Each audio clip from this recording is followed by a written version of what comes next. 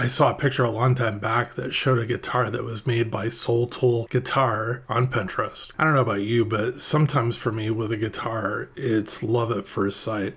It does not happen very often where I look at a guitar and I'm like, wow. The guitar body had a very similar shape to bodies that I've purchased from Rick Babik at Babik Music. It sparked ideas for a project. I wanted him to produce a body for me that had his basic body shape that I normally get, but normally the bodies I get from him are made for telecaster components, bridges, pickups, and so on. I wanted Rich's body shape, but I wanted a carved top like the one from Soul Tool, and I wanted a very dark top. That was kind of an important component. A wraparound bridge and 2 P-90 pickups. I wanted to put the cream pickups in just like I had seen in the picture. I didn't want a pickguard, and I wanted to have a bolt-on telecaster neck that would just make it easier to build and cheaper to build.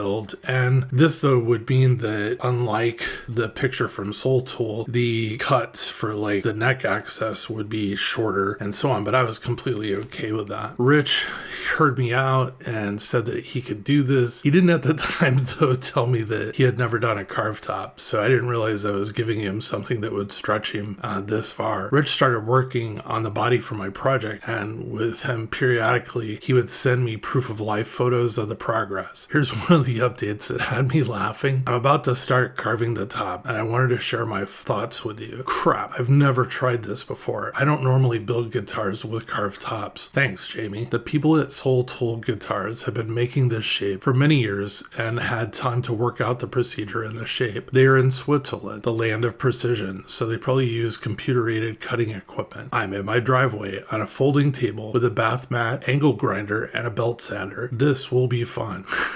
Here's Rich's description of the body. The wood. For this body, I used heat-treated ash for the top wood and mahogany for the bottom wood. About heat-treated ash. This wood is like the roasted or torrefied maple used in guitars, but it has been heated much longer and hotter than roasted maple. It is a dark brown, almost burnt throughout the wood. This wood wasn't created for musical instruments. It was actually created for and used in construction of high-end outdoor furniture and deck material. Burning out all the sap and sugars make it less susceptible to rot and insect damage, which is really not a concern with musical instruments, but it also makes the wood a lot lighter in weight than regular ash. When cutting and sanding this wood, it smells burnt and a little sweet like caramel. The dust looks like a coffee maker exploded in my shop. I'm not the only person to build a guitar out of this stuff, but the only builders I have heard of doing it get the wood from the same supplier as me. The design. An electric guitar is usually an 1 3/4 thick. My typical build for a body uses a body wood that is 1.5 inches thick with a 1/4 inch thick top. Carved top guitars will have a starting top thickness of a 1/2 inch to 1 inch, depending on how extreme the builder wants the top contours to be. For this build, I went with a 1/2 inch thick top and 1.25 inch body wood thickness. This would be for more subtle contouring. A Les Paul carved top has rounded contours around the pickups and bridge. It is kind of shaped like a peanut. For this build, I went with a straighter design. 2 straight lines down the guitar body just outside the pickups and bridge that go all the way to the butt of the guitar. The center of the guitar is flat and a 1/2 inch thick and about 4 inches wide. I tapered down to about 1/8 inch thick at the edges, more like a Fender Aerodyne than really a Les Paul. There is some rounding, but more based on the outside edges than the pickups and bridge. So that was Rich's comments on the body. Now let's move on with my part of the build. For the remaining parts of the build, I went with the following. For the pickups, I originally was going to go and install a set of Seymour Duncan hot silencer P-90s, but I ended up using them in an upgrade to a PRS-SE Soap R2 guitar. I did the video on that a few weeks ago. I reached out to Joseph Stanton at Red Rock Guitar Pickups and told him what I was looking for.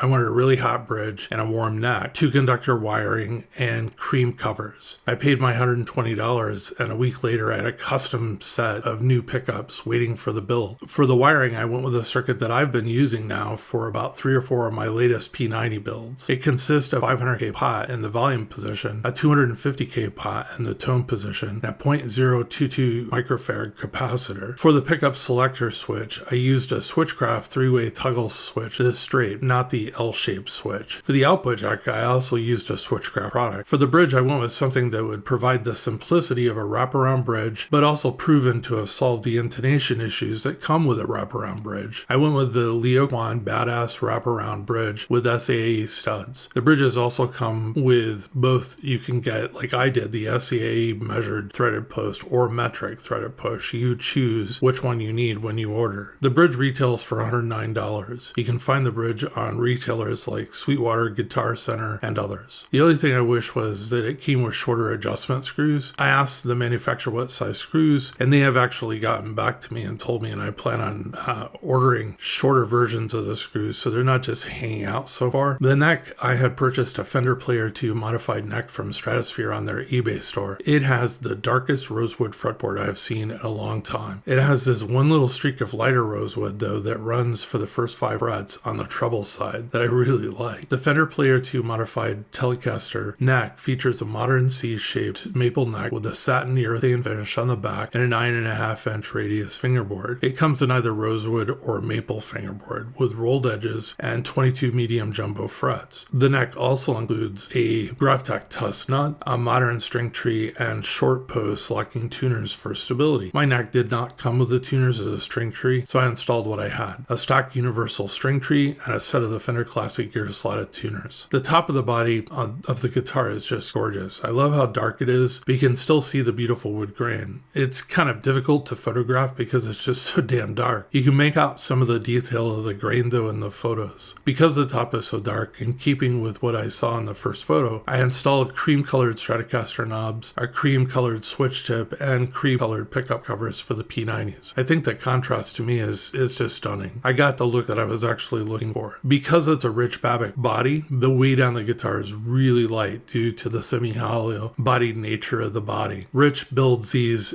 this way on all of the guitar bodies that he does. Here's a photo of this body during the body assembly process. The completed guitar weighs 7 pounds and 1.3 ounces or 3.21 kilos.